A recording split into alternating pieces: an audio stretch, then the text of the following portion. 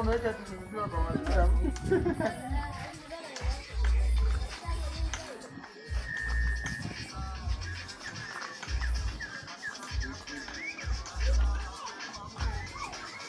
Niaje?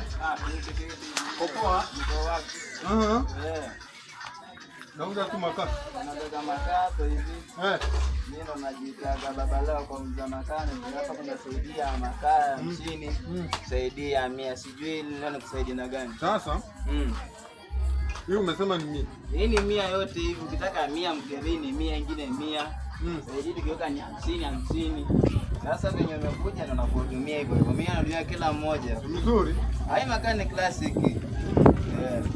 Sasa mama alikuwa amenituma ya 300, pesa ya 300. Nakuja kulipa kutoka Christmas. Ambakopeshana hii siku yote. Hai siku alikuwa amesema tu mkopesha ya 300. Atakuja kulipa kutoka Christmas.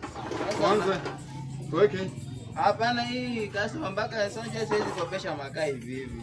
Siku hizi watu wanaenda na kuambia na kukopesha wanaenda kimoja. Kwanza hata sijakujua wewe ni mgeni sana hii area.